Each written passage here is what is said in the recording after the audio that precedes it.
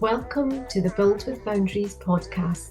My name is Manaz, and this podcast is for mums who want to carve out time so that you can work in ways that work for you, your life, your family, and of course your business. Together, we will discover why you are not prioritising your business and the actions that you can take so you can live an intentional, productive, and fulfilled life without mum guilt. So let's dive in to today's episode. So welcome to episode 64. So this is the third in the Efficiency Boost series. I want to talk about being more organised. It seems to be a desire that everybody has, and given now we're in January as I record this, I feel like everybody has this kind of expectation that once I'm more organised then I will do X, Y, Z. And it can also feel like that time never comes because another year passes and we still sometimes feel in certain areas we're still like doing the same things. We're still feeling disorganised or the chaos, and it's hard to know what to do when you're in that storm. And it's also really hard as a business owner, as a mum, as a serial juggler, like, what is it that I need to be more organised in? And I just wanted to talk about this because I feel that the initial kind of step is to understand ourselves better. So when we say, I am not organised enough, what is it that we want to be more organised in, and what does that need to look like? Because just like everything else, if we don't paint that picture of what we want it to look like, then we can't work out what it is that we need to do. And this is often the case, not just for this, but for many areas. And I think it's really helpful when somebody asks us those questions. So if I can be that person for you, then that's amazing. It's all about taking that action though, yeah. So, taking what you have and, how can you work out where you need to be more organised with. And the thing with being a mum, a business owner, and obviously having so many different responsibilities, duties and tasks, it feels like we're not organising anything. So I guess what I would encourage you first is to look for evidence where you are organised. And that might be a difficult one because you feel like you're not organising anything. It could be that you have a child who has never forgotten anything to take to school.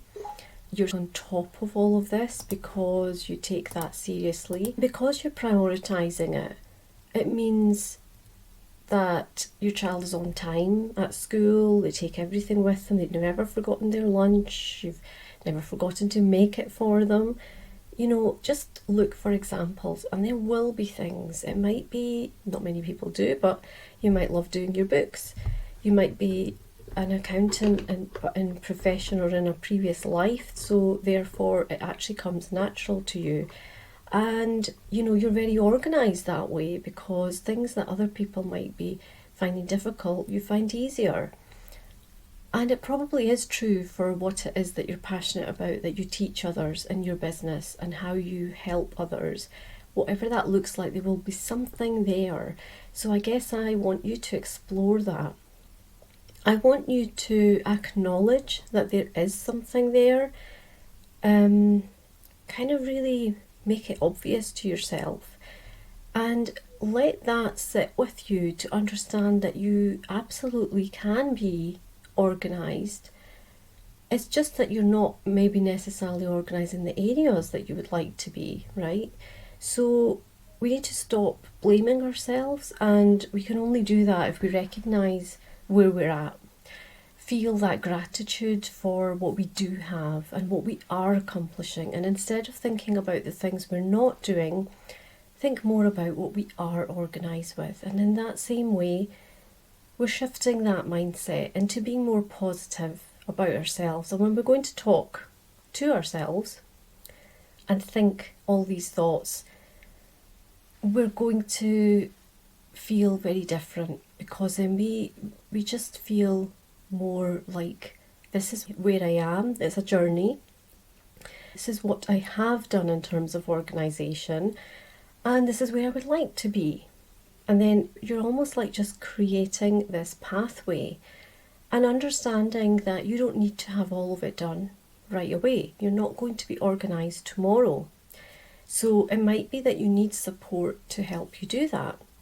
If, for example, you're not an accountant and you really hate doing all the books and figures, maybe you being more organised would look like having everything done on time, but it's not you who's doing it. Maybe you're managing it because you've delegated it to somebody else. It is so important for us to take a moment to just appreciate where we are and what we want to do. And I'd love for you to take that on as a takeaway, to ask yourself those questions.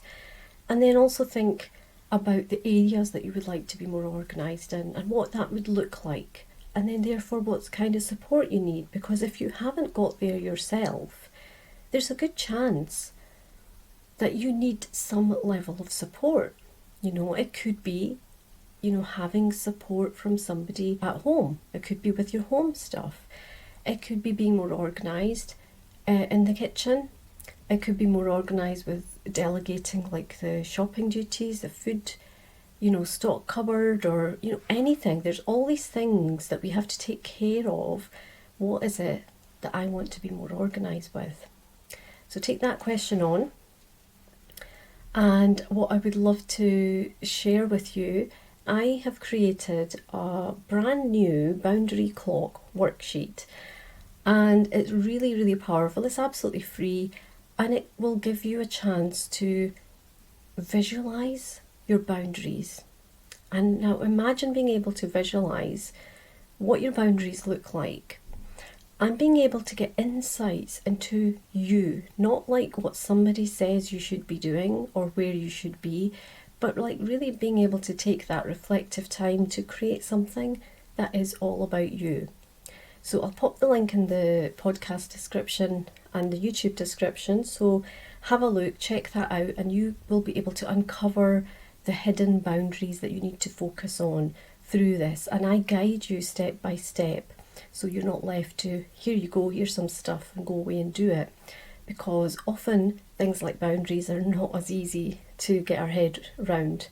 So I hope this episode's been helpful, and check out the Boundary Clock, and I would love to know what you take from it. And if you found this episode helpful, please review the podcast. You can give me a rating or send me some feedback. There's details in the show notes, and I will speak to you next time.